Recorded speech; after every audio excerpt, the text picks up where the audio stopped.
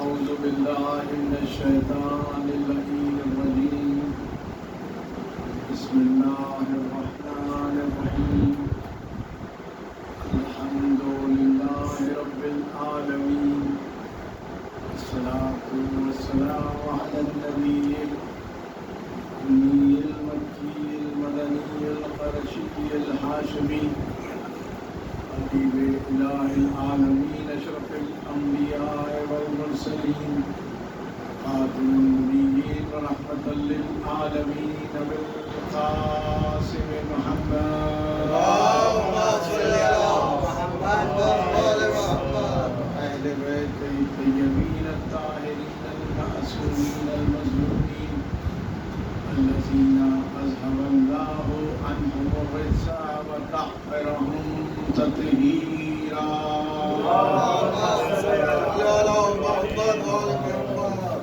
ولعنة الله على أعدائهم أجمعين من يومنا هذا إلى يوم الدين أما بعد فقد قال رسول الله صلى الله عليه وآله وسلم إني تارك فيكم الثقلين كتاب الله وعترتي أهل بيتي ما إن تمسكتم بهما لن تزلوا بعدي ولن يفترقا حتى يرد علي الحوض صلوات اللهم صل على محمد وآل محمد محبان حیدر کرار و عزاداران مظلوم کربلا ارشاد سرور کائنات ختمی مرتبت حضرت محمد مصطفیٰ کہ میں تم میں دو گراں قدر چاہیے، ایک کتاب اللہ، دوسرے میری اطاعت جو اہل بیت ہے۔ صاف طور پر رسول نے بتا دیا کہ ہدایت کے لیے قرآن ہے اور اہل بیت، اور پھر رسول نے قرآن کو چھوڑا اور محافظ قرآن کو چھوڑا۔ اور دیکھیے محافظ قرآن وہی ہو سکتا ہے جس کی منزلت قرآن سے کم نہ ہو۔ پتا چلا اور ارشاد ہو رہا ہے کہ اگر تم چاہتے ہو کہ میرے بعد گمراہ نہ ہو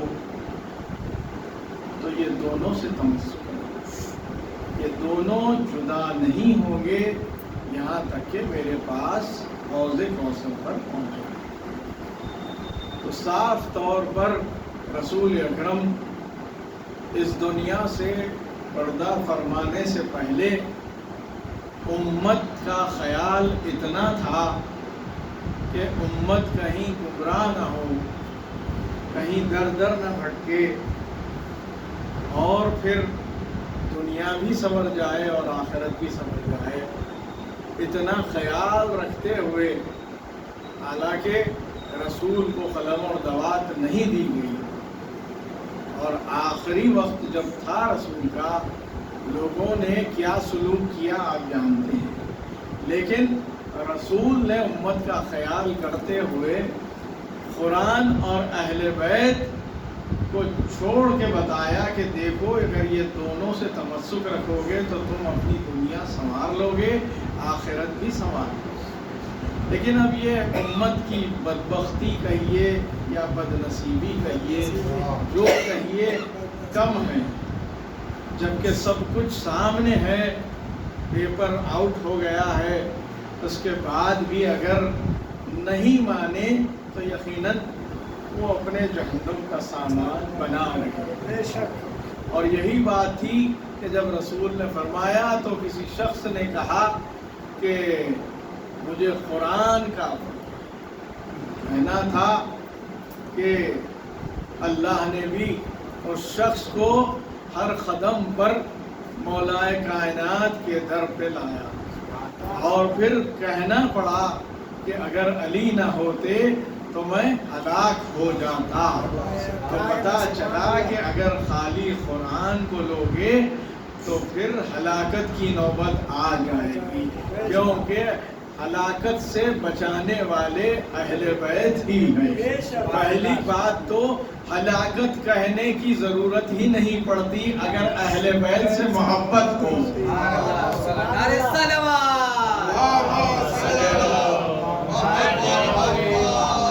کیونکہ اہل بیت کا چاہنے والا کوئی ہلاک نہیں ہوتا، شہید ہوتا، اور شہید جب ہوتا ہے تو یقیناً اسے جنت ہے. اور یہی بات ہے کہ دیکھیے قرآن میں کیا ہے کہ قرآن میں یہ لکھا ہے صاف طور پر لا رطب ولا یابس الا فی کتاب لا اصغر من ذلک ولا اکبر الا فی کتاب مبین ما من غائبۃ فی السماء والارض الا فی کتاب مبین. یعنی کہ اللہ بتا رہا ہے اپنی کتاب میں کہ یہ وہ کتاب مبین ہے کہ جس میں ہر چھوٹی سے چھوٹی چیز ہے، ہر بڑی سے بڑی چیز، ہر ظاہر موجود ہے اور ہر باطن موجود ہے. شرط یہ ہے کہ اسے سمجھنے کے لیے اہل بیت کی ضرورت ہے. اگر خود سمجھنا چاہیں گے تو پھر گمراہ ہو جائیں گے. تو پھر پتا چلا جہاں، کیونکہ عنوان مجالس یہ ہے کہ قرآن صامت اور قرآن ناطق، تو پتا چلا جہاں قرآن صامت نے اللہ کہہ رہا ہے کہ ہر چیز موجود ہے، تو یقیناً قرآن ناطق کی بھی منزلت وہی ہونی چاہیے. اسی لیے قرآن میں ارشاد فرمایا کہ وَكُلَّ شَيْءٍ أَحْصَيْنَاهُ فِي إِمَامٍ مُبِينٍ. ایک صلوات بھیجیے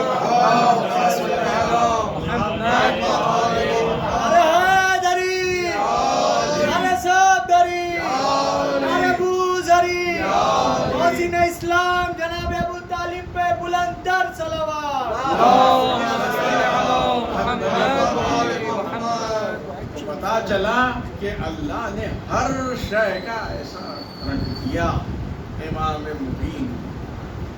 اب امام کون ہے؟ یقیناً اللہ نے جہاں رسالت ختم ہو رہی تھی، رسول پردہ فرما رہے تھے، اور زندگی کا پہلا اور آخری حج بجا لانے کے لیے جب رسول نے ارادہ کیا تو اعلان کروا دیا کہ یہ سال میں حج کرنے والا ہوں اور یہ میرا آخری حج ہے. پہلا بھی وہی حج تھا، آخری بھی وہی حج تھا.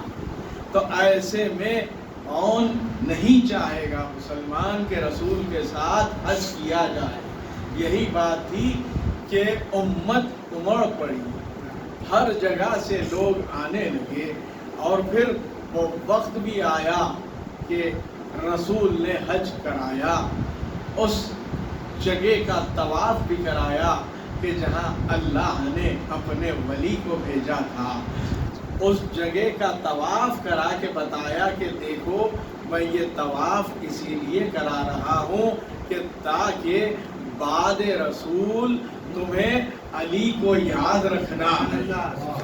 اور یہی بات تھی، طواف کرا کے لوٹ رہے ہیں کہ ایسے میں ایسے مقام پر پہنچے رسول کہ جہاں سے راستے بٹ رہے تھے، جہاں سے تمام ڈائیورژنز تھے، ہر کوئی جہاں کہیں سے بھی آتا تھا، وہ سینٹرل مقام تھا جسے خم کہتے ہیں. وہاں پر سے قافلے بٹتے تھے، اپنے اپنے راستوں پر چلے جاتے تھے. لیکن ایسا ہوا کہ کئی لوگ آگے بڑھ گئے تھے، کئی لوگ ابھی آ رہے تھے. ایسے میں جبریل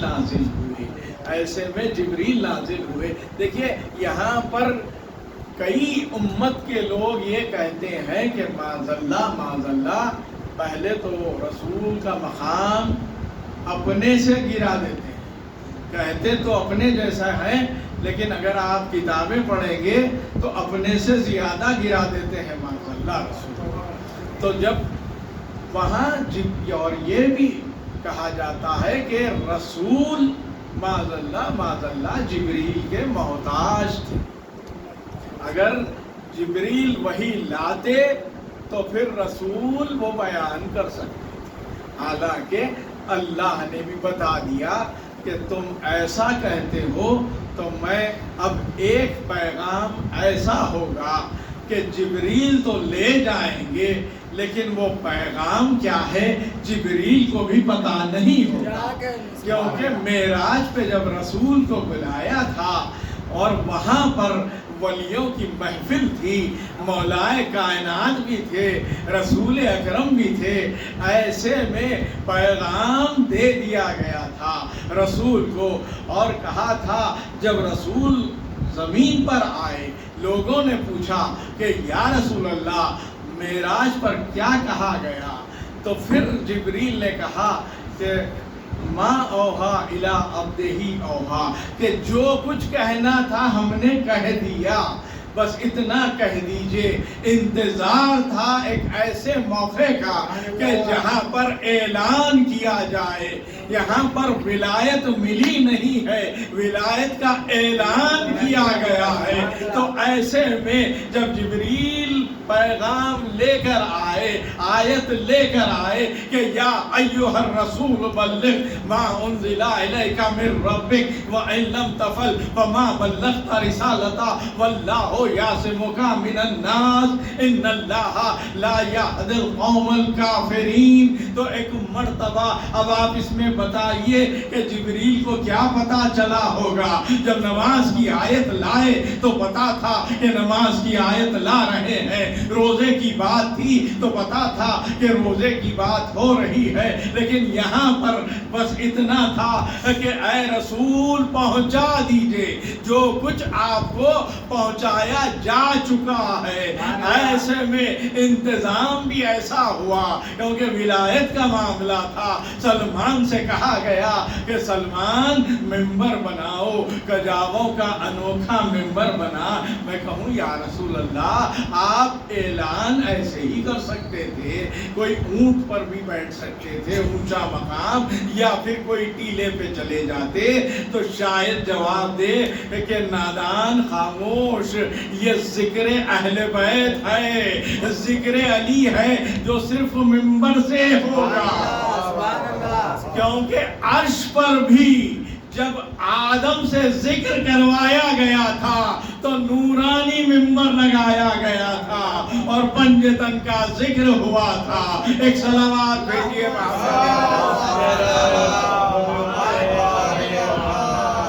تو پتا چلا کہ جب ممبر بنایا گیا تو ایسے میں اب تک نماز ہوئی، روزہ ہوا، ہر عمل ہوا. ابھی حج بجا لے کر کے آئے ہیں، حج لے کر کے، لیکن ابھی تک ایسا نہیں کہا گیا جیسے اب کہا گیا. کہا گیا بلال سے کہ کہہ دو حی علی خیر العمل، حی علی خیر العمل. دیکھیے میں حالانکہ میں ممبر پہ بیٹھا ہوں، غلط نہیں کہتا کہ میں سوچ کے کچھ آیا تھا لیکن ممبر سے کچھ اور پڑھ رہا ہوں. یہ مرضی شاید مولائے کائنات ہی ہے یا رسول اکرم ہے، حالانکہ پورا عنوان میرا کچھ اور تھا. لیکن میں اب جب چل پڑا ہوں تو اس کو انجام تک ہم پہنچتے ہیں، کیونکہ رسول نے فرمایا ہے کہ غدیر کا ذکر کرتے رہو. تو یہی بات تھی کہ جب بلال نے کہا حی علی خیر العمل، یقیناً جب کوئی لاؤڈ سپیکر تو تھا نہیں کہ آواز حاجیوں تک پہنچے، وہ بھی حاجی کہاں تک پہنچ گئے تھے پتا نہیں. کیونکہ جب حج ہو جاتا ہے تو یقیناً لوگوں کو جلدی ہوتی ہے کہ جائیں گھر والوں کو بتائیں کہ حج میں کیا ہوا ہے، کیسے ہوا ہے، کیا کیا اعمال انجام دیے ہیں. لیکن جب آگے تک پہنچ گئے، لیکن اس کے باوجود جب بلال نے کہا حی علی خیر العمل تو آواز کو ہوا نے اپنے دوش پر لیا اور حاجیوں کے کان تک پہنچائی. یہی بات ہوگی جب امام زمانہ کا ظہور ہوگا، جب آواز آئے گی تو ہر لوگوں جتنے لوگ ہیں ان کے کانوں پر جائے گی. جو مومن ہوگا وہ لبیک کہتے ہوئے آگے بڑھ جائے گا.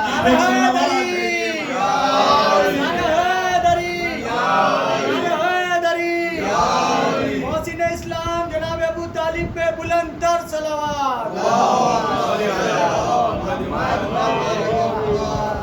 جب پہنچی تو سب سجدے میں ہو گئے. کہا کہ یہ کیا بات ہے، ابھی تو حج کر کے آ رہے ہیں، اب کون سا عمل خیر ہے. پھر جلدی واپس ہوئے. جو لوگ پیچھے تھے جو ان کو آواز آئی تو وہ بھی دوڑتے ہوئے آئے.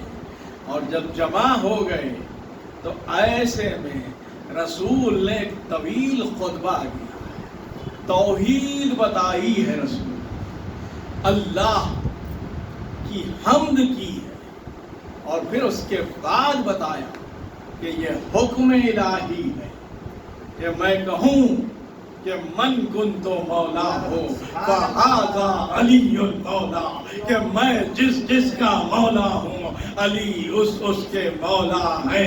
یہ کہہ کر بتا دیا. اور کیسے بتایا کہ دکھایا بھی سنایا بھی، اس طرح سے کہ اتنا بلند کیا کہ خود چھپ گئے، مولا کائنات ظاہر ہو گئے. تو یہی بتانا چاہ رہے تھے کہ اب میں جا رہا ہوں، اگر تمہیں ہدایت حاصل کرنا ہے تو پھر علی سامنے ہے، علی سے ہدایت حاصل کرو. ایک صلوات بھیجیے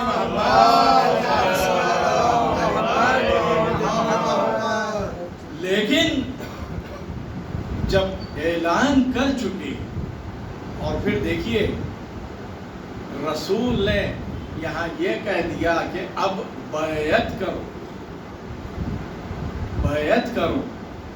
تو پھر کوئی سوالات کا مجمع تھا، کوئی 1-2 گھنٹے کی بات تو نہیں تھی، 3 دن کی بات تھی.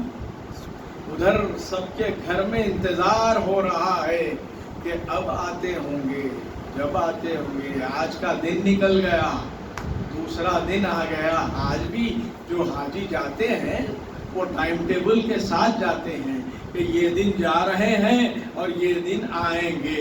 جب جس دن آنے کا ہوتا ہے تو انتظار ہوتا ہے. ظاہر ہے گھر میں بچے یاد کرتے ہیں، بیوی یاد کرتی ہے، والدین یاد کرتے ہیں، سب کے سب یاد کرتے ہیں. تو یقیناً ہر وقت کا انسان یہی مزاج لے کر آیا ہے.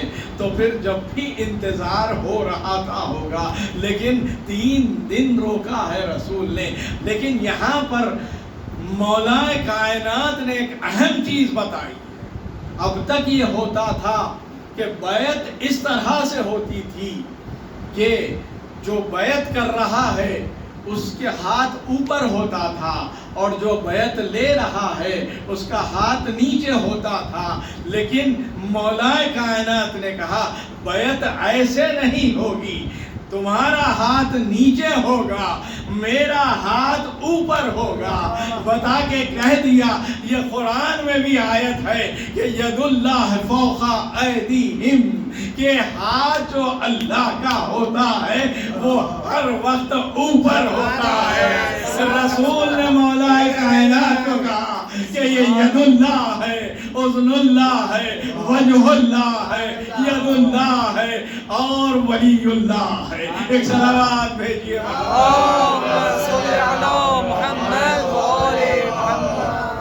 اور جب یہ بیعت ہوئی ہے اور جب گھر پہنچے ہیں لوگ. اچھا یہاں پر دیکھیے یہ بھی ایک بڑی بات ہے کہ جیسے قرآن کے بارے میں کچھ نہیں کہا جا سکتا، اگر کوئی بھی ایک لفظ بھی اگر قرآن کی شان میں گستاخی کرے تو یقیناً وہ اسلام سے خارج ہو جاتا ہے اور پھر کافر ہو جاتا ہے. یہ قرآن صامت کی بات ہے. تو اگر قرآن ناطق سے بھی اگر کوئی گستاخی کرے یا شک کرے یا نہیں مانے، قرآن کی ایک آیت کو اگر کوئی نہیں مانے تو وہ مسلمان نہیں رہتا اور پھر وہ کافر ہو جاتا ہے۔ اب اگر کوئی پورے کے پورے قرآن ناطق کو نہ مانے تو یقیناً وہ بھی انجام وہی ہوگا۔ اور وہی بتایا اللہ نے بھی کہ جب حارث آیا، بدبخت آ کے کہتا ہے کہ یا رسول اللہ، آپ نے ہمیں نمازیں دی، ہم نے پڑھ لی، آپ نے روزے کے لیے کہا، ہم نے روزے رکھے، اپنے عمل خیر کے لیے ہم نے زکوٰۃ دی اور لوگوں کی مدد فرمائی، سب کچھ کیا، اور اس کے بعد آپ کے ساتھ حج بھی کیا، لیکن یہ کیا ہے کہ آپ علی کو معاذ اللہ میں وہ لفظ نہیں کہہ سکتا کہ ہم نے کہہ رہے ہیں کہ ماں، کیا یہ آپ اپنی طرف سے کہہ رہے ہیں یا اللہ کی طرف سے کہہ رہے ہیں؟ دیکھیے، جہاں بغض مولا کائنات ہوتا ہے وہاں معرفت رسول نہیں ہوتی۔ اگر معرفت رسول ہوتی تو یہ سوال نہیں کرتا، کیونکہ جانتا ہے کہ رسول کلام ہی نہیں کرتے جب تک کہ وہی پروردگار نہ ہو۔ لیکن اس کے باوجود جہاں بغض اہل بیت آئے یا بغض مولا کائنات آئے تو یہ سوال خود بخود دل سے نکلتا ہے، اور جب نکلا اور کہا تو رسول نے کہا کہ میں اللہ کے حکم سے کہا ہے، تو ایک مرتبہ بڑی جرأت کرتا ہے۔ کیوں کیا اس نے؟ کیونکہ جہاں بغض علی آتا ہے وہاں پر عقل رخصت ہو جاتی ہے۔ یہی بات 8ویں امام میں بھی ہم نے دیکھی کہ دربار میں جب ایک شخص نے امام سے بد کلامی کی، بدتمیزی کرنے لگا اور کہنے لگا کہ بارش تو ہونا ہی تھا، جب کہا تو امام نے کہا کہ ہم حجت خدا ہیں، ہم اختیار رکھتے ہیں، تو اس نے کہا کہ یہ قالین کے شیر سے کہیے کہ آئے اور مجھے نکل جائے۔ دیکھیے، اگر کوئی مومن ہو، اگر عقل مند ہو تو حیات کی تمنا کرتا ہے، ایسی ہلاکت کی تمنا نہیں کرتا۔ جب اس نے کہا تو ایک مرتبہ اشارہ کیا، خالی کن اسدا کہا، اور وہ آیا، اسے نوالا بنا لیا۔ دیکھیے، لیکن میں نے پڑھا، آپ نے سن لیا، ذرا غور بھی کیا کہ کسے کہا؟ ایک حیوان کو کہا ہے، لیکن آیا اور نوالا بھی اسی شخص کو بنایا۔ تو مجھے کہنے دیجئے، ہم جب دنیا میں آتے ہیں تو کوئی شعور نہیں رکھتے، کوئی علم نہیں رکھتے۔ قرآن میں آیت موجود ہے، لیکن امام نے ایک جانور کو ایسے خلق کیا کہ شعور کے ساتھ خلق کیا، اور جب خلق کیا تو یقیناً اس کے رزق کا بھی انتظام کیا، کیونکہ یہ مظہر صفات خدا ہے۔ یہ خلق بھی کر سکتے ہیں، رزق بھی دے سکتے ہیں۔ ایک صلوات بھیجیے۔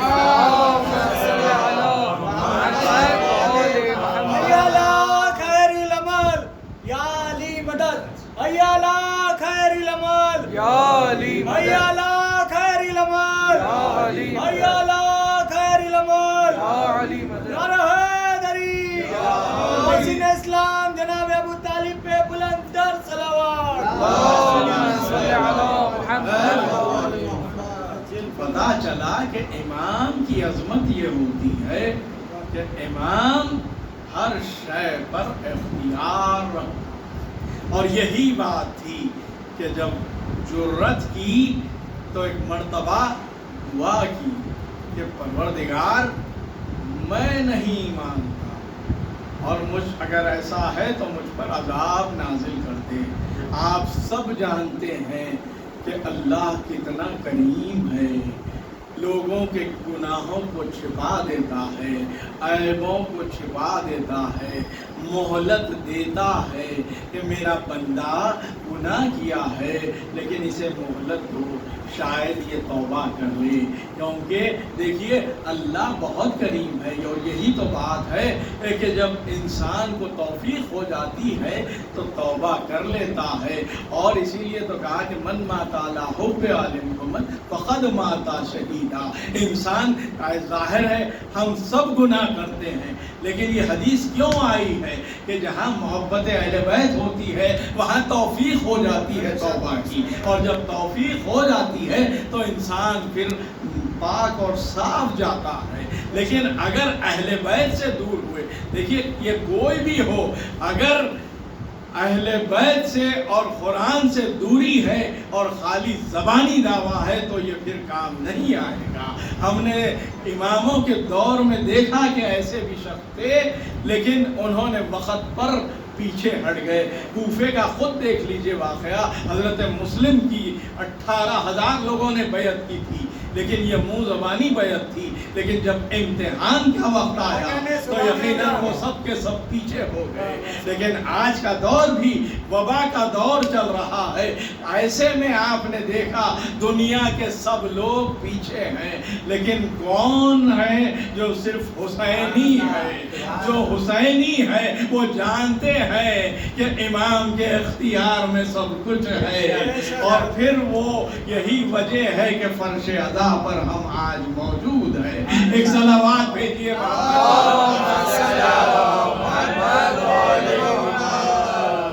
تو حارث نے دعا مانگی، میں کہوں پروردگار اسے مہلت کیوں نہیں دیا؟ تو دیکھیے نصیری، جہاں پر دیکھیے اختلاف ہو رہی ہے بات میں جو ہے، جہاں نصیری کی بات ہے، میں نصیری کی کا فیور نہیں کر رہا ہوں، لیکن جو حقیقت ہے وہ بتا رہا ہوں کہ نصیری کون؟ جو مولا کائنات کو جو اللہ کہے اسے نصیری کہتے ہیں، لیکن نصیری کو جب مولا کائنات نے قتل کر دیا تو پھر حکم الہی سے ہی تو زندہ کیا، کیونکہ اللہ خود کہہ رہا ہے کہ جو میں چاہتا ہوں وہ یہ کرتے ہیں، تو پھر زندہ کیا گیا، پھر مارا مولا کائنات نے، پھر جب اس نے کہا خدا کہا پھر مارا، 70 مرتبہ مارا، 70 مرتبہ جلایا، اور پھر میں کہوں پروردگار یہ کیا بات ہے کہ یہ تو شرک ہے، کھلا شرک ہے اور گناہ عظیم ہے یہ، تو شاید جواب ملے کہ یہ ایک علی کو دیکھا ہے، آگے اور 11 علی آنے والے ہیں، اور یہ محبت میں کہہ رہا ہے، آگے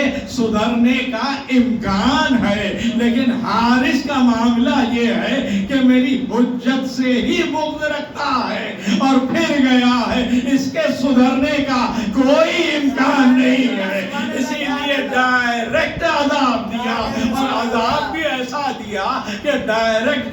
آپ جانتے ہیں کعبے کے لیے جب ابراہہ لشکر لے کے چلا تھا تو کعبے کو بچانے کے لیے ابابیل کے ذریعے عذاب آیا تھا، لیکن یہاں پر مولا کائنات کا معاملہ تھا، روح کعبہ کا معاملہ تھا، اسی لیے ڈائریکٹ عذاب آیا اور پھر فنار ہو گیا۔ ایک صلوات بھیجیے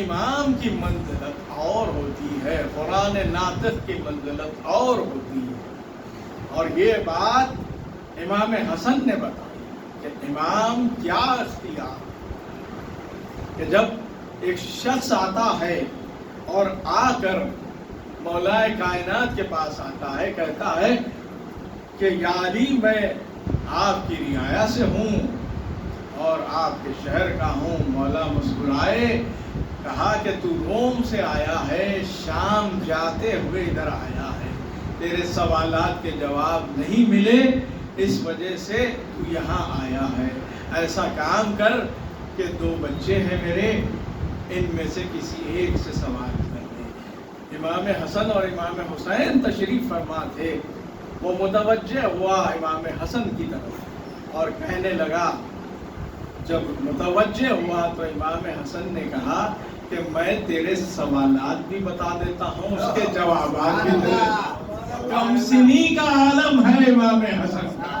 حیرت میں رہ گیا، کہا کہ حیرت مت کر اور سوالات سن، تو یہی تو جاننے آیا کہ حق و باطل میں کیا فرق ہے۔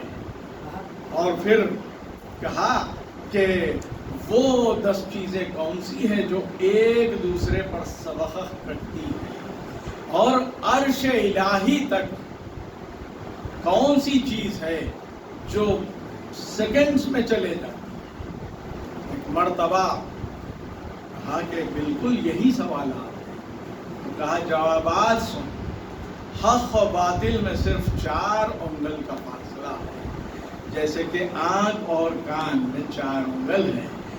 جو حق ہے وہ آنکھ سے دیکھا ہوا حق ہوتا ہے، اور کان سے سنے ہوئے کے لیے تصدیق چاہیے۔ یہ درس تھا ہمارے لیے۔ امام حسن نے بتایا کہ آج کل جو واٹس ایپ چل رہا ہے، سنی سنائی پہ چل رہا ہے، جیسے ہی آتا ہے بغیر کسی اس کے فارورڈ کر دیتے ہیں، وہ حدیث صحیح ہے نہیں ہے، سب بات کی بات ہے۔ یہ تو جو میڈیا کا ہے ڈیجیٹل، اس میں یہ ہے۔ دوسری بات یہ ہے کہ جہاں پر کسی بھی مومن کے بارے میں، کسی بھی بارے میں سنی سنائی بات پر عمل نہ کرو جب تک کہ تصدیق نہ کر لو۔ اگر کسی کی برائی کرتے ہیں سن کر، تو وہ یقین نہیں ہے کہ وہ صحیح بات ہے یا نہیں ہے، جب تک کہ آنکھ سے نہ دیکھ لو۔ امام نے بتایا کہ دیکھو، اگر اس پر عمل کرو گے تو گناہوں سے بچو گے، اگر گناہ سے بچو گے تو یقیناً ہمارا قرب حاصل ہوگا، کیونکہ جہاں گناہ نہیں کرتا ہے انسان تقوی پہ جاتا ہے تو پھر وہ اہل بیت سے قریب ہوتا ہے۔ اور تقوی کیا ہے؟ تقوی یہ ہے کہ محبت علی ہے۔ اگر محبت علی ہے اس کے ساتھ تقوی ہے تو پھر یقیناً کامیاب ہے۔ تو یہی بات تھی۔ اور دوسری بات امام نے جو فرمائی کہ ایک تو نظر ہے جو عرش الہی تک پہنچتی ہے، آسمان تک۔ دوسرے کہا کہ ایک کوئی غریب کی آہ، اگر کسی کو کوئی دکھتی ہوئی بات کر دی جائے تو آہ جو نکلتی ہے وہ آسمان تک جاتی ہے، اور وہ جو عرش الہی پر جاتی ہے تو پھر اس کا آپ سمجھ سکتے ہیں کہ جس کی آہ نکلتی ہے تو اگر وہ کوئی بددعا دے تو یقیناً وہ لگ سکتی ہے۔ اور پھر تیسری بات جب امام نے کہا کہ اللہ نے پتھر کو سخت بنایا ہے، پتھر سے زیادہ سخت لوہے کو بنایا ہے جو پتھر کو توڑ دیتا ہے، لوہے سے زیادہ سخت آگ ہے جو لوہے کو پگھلا دیتی ہے، آگ سے زیادہ سخت پانی ہے جو آگ کو بجھا دیتا ہے، پانی سے زیادہ فائق ابر ہے جو پانی کو لیے اڑتا ہے، لیکن ابر سے فائق ہوا ہے جو ابر کو اڑاتی ہے۔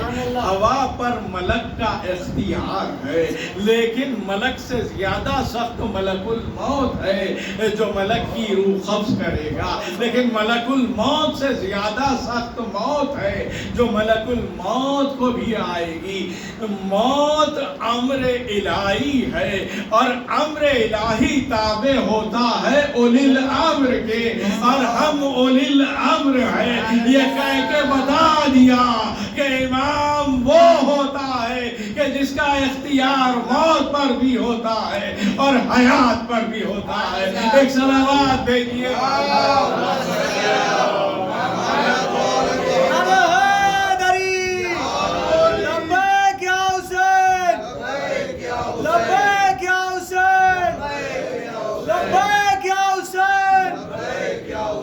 اسلام جناب ابو طالب پہ بلند تر صلوات۔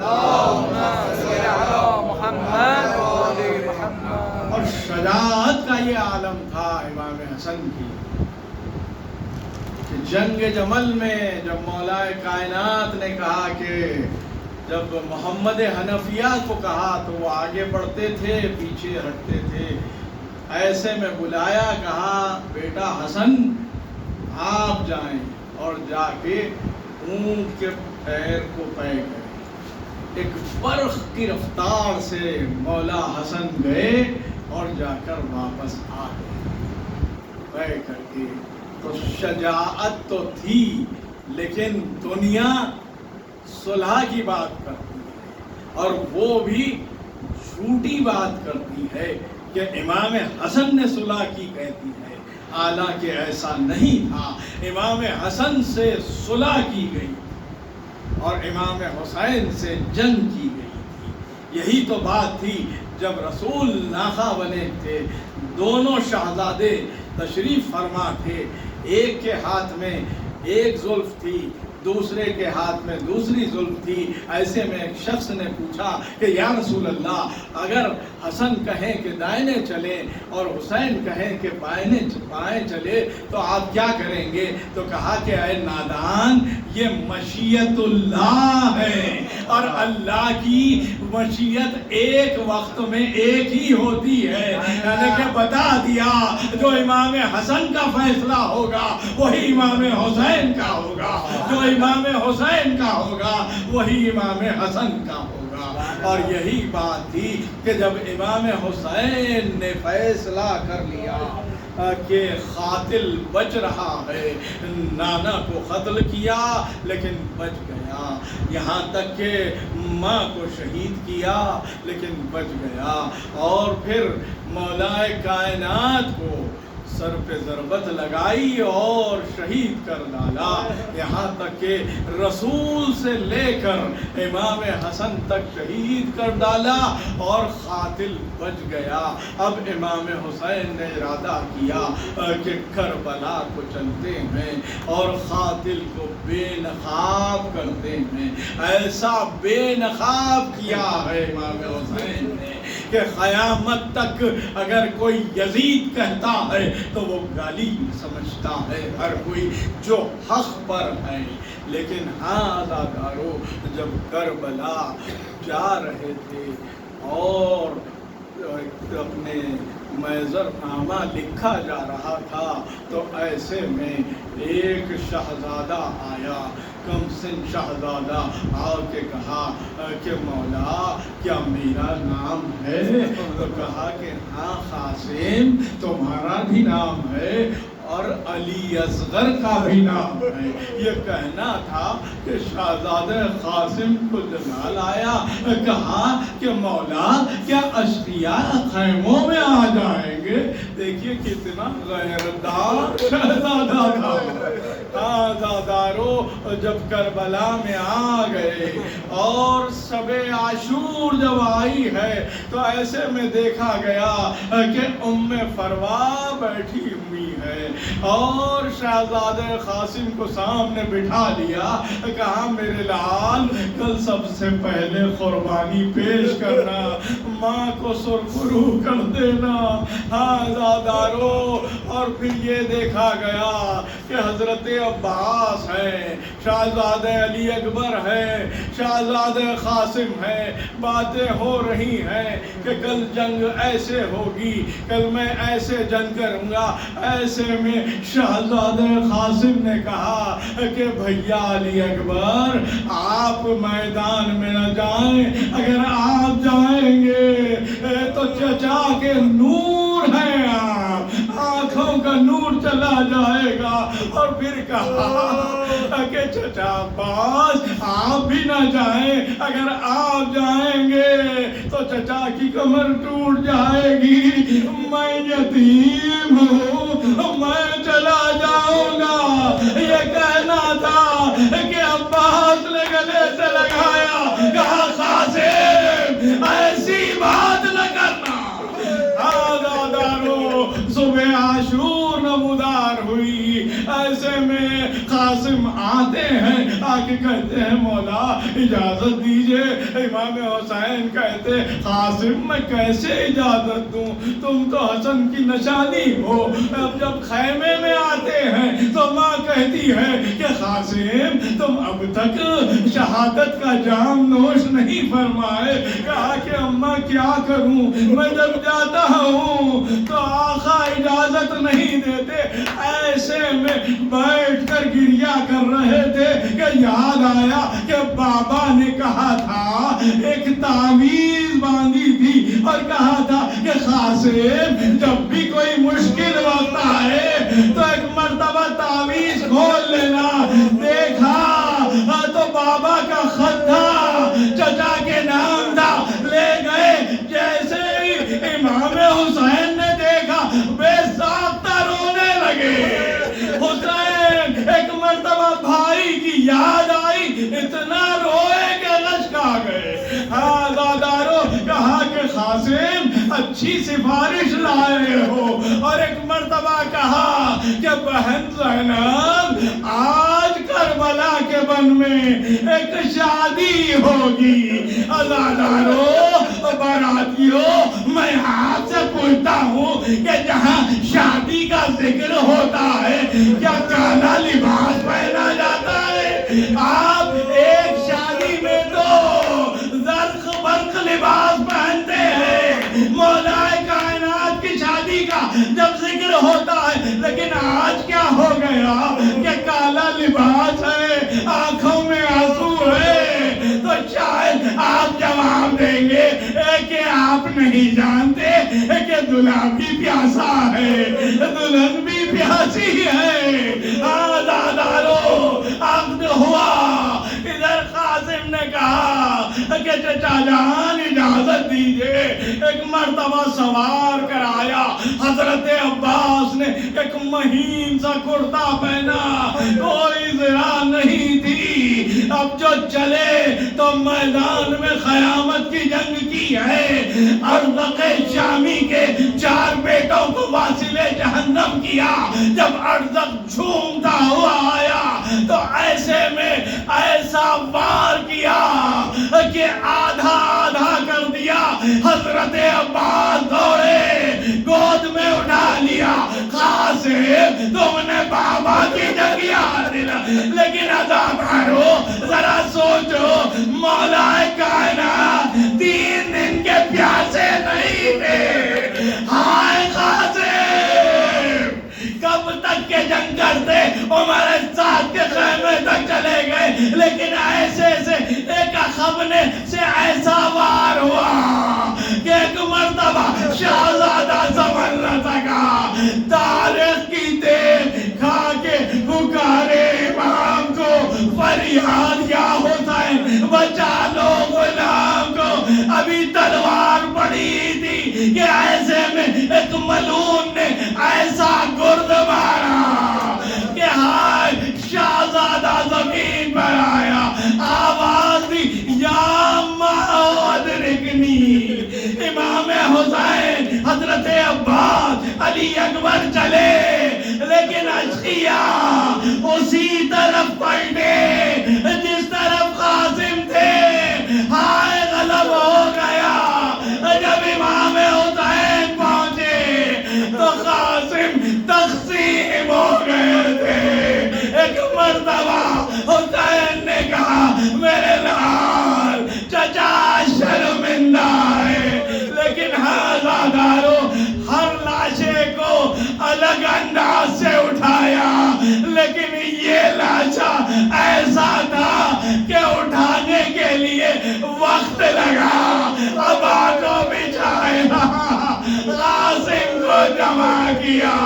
ایک مرتبہ ایک گٹری بنائی. اب جو لے کے چلے خیمے میں آئے, کہا شہزادی زینب نے بھیا قاسم کہاں ہے. ذرا انصاف سے, احساس سے سوچئے کہ کیا کوئی لاچا